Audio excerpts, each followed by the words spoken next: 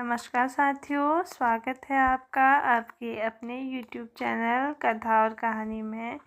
आज हम आपको सुनाने जा रहे हैं एक हिंदी लोक कथा जिसका नाम है पंछी बोला चार पहर। साथियों, बहुत पुराने समय की बात है। एक राजा था। वह बड़ा समझदार था और हर नई बात को जानने को इच्छुक रहता था। उसके महल के आंगन में एक बकौली का पेड़ था। रात को रोज नियम से एक पक्षी उस पेड़ पर आकर बैठता था और रात के चारों पहरों के लिए अलग अलग चार तरह की बातें करता था।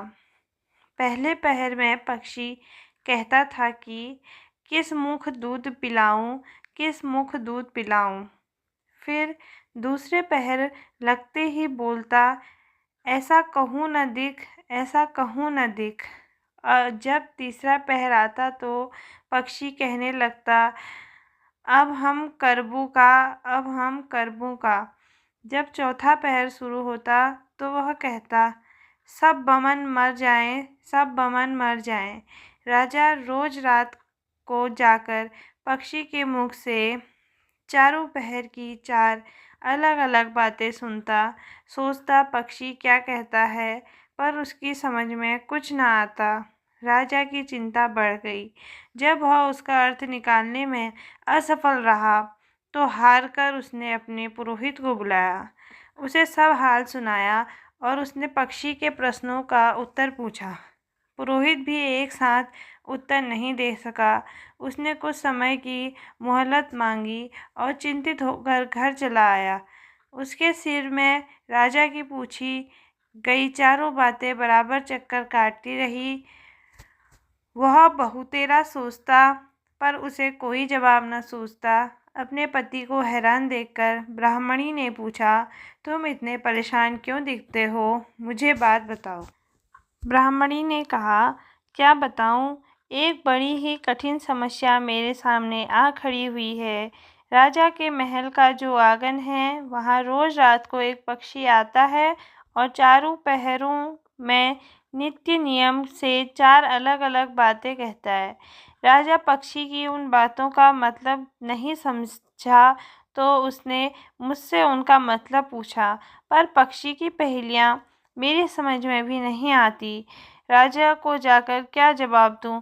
बस इसी उधेड़-बुन में हूँ। ब्राह्मणी बोली, पक्षी क्या कहता है? जरा मुझे भी सुनाओ।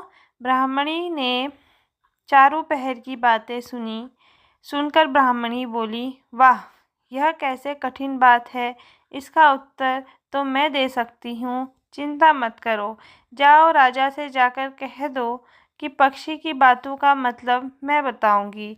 ब्राह्मण राजा के महल में गया और बोला, महाराज, आप जो पक्षी के प्रश्नों के उत्तर जानना चाहते हैं, उनको मेरी स्त्री बता सकती है। पुरोहित की बात सुनकर राजा ने उसकी स्त्री को बुलाने के लिए पालकी भेजी। ब्राह्मणी आ गई। राजा रानी ने उसे आदर से बिठाया। रात हुई तो पहले पहर पक्षी बोला, किस मुख दूध पिलाऊं, किस मुख दूध पिलाऊं। राजा ने कहा, पंडिताइन, सुन रही हो पक्षी क्या बोलता है? वह बोली, हाँ महाराज, सुन रही हूँ। वह अधकट बात करता है।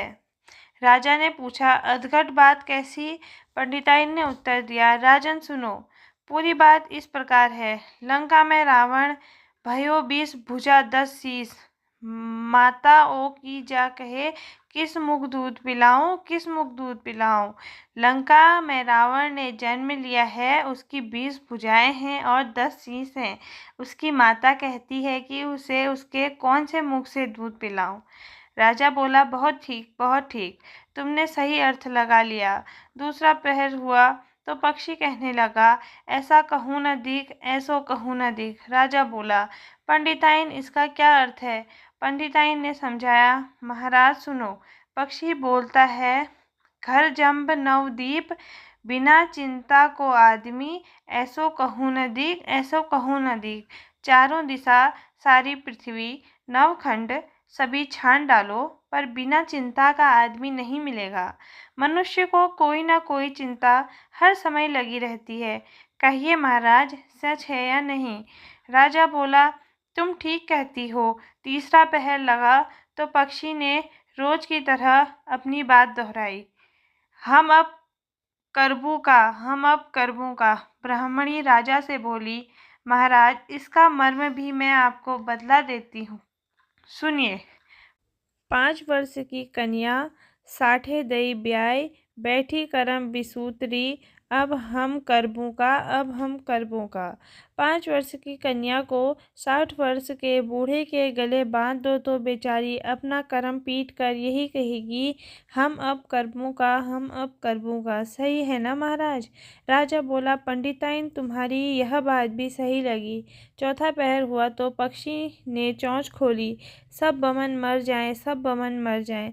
तभी राजा ने ब्राह्मणी से कहा, सुनो पंडिताइन, पक्षी जो कुछ कह रहा है क्या वह उचित है? ब्राह्मणी मुस्कुराई और कहने लगी, महाराज, मैंने पहले ही कहा है कि पक्षी अधकट बात कहता है। वह तो ऐसे सब ब्राह्मणों को मरने की बात कहता है। विश्वासंगत जो करे, सूरा मांस जो खाए, बिना सपेरे भोजन करे, वे सब बमन मर जाएं। जो ब्राह्मणी वैश्या की संगति करते हैं, सूरा और मांस का सेवन करते हैं और बिना स्नान किए भोजन करते हैं, ऐसे सब ब्राह्मणों का मर जाना ही उचित है। जब बोलिए, पक्षी का कहना ठीक है या नहीं? राजा ने कहा, तुम्हारी चारों बातें 52 तोला पाव रत्ती ठीक लगी। तुम्हारी बुद्धि धन्य है। राजा रानी ने उसको बढ़िया कपड़े और गहने देकर मान सम्मान से विदा किया। अब पुरोहित का आदर भी राज दरबार में पहले से अधिक बढ़ गया। धन्यवाद दोस्तों। आपको यह कथा कैसी लगी हमें ज़रूर बताइएगा और हमारे चैनल को लाइक, शेयर एंड सब्सक्राइब कीजिएगा। Thank you.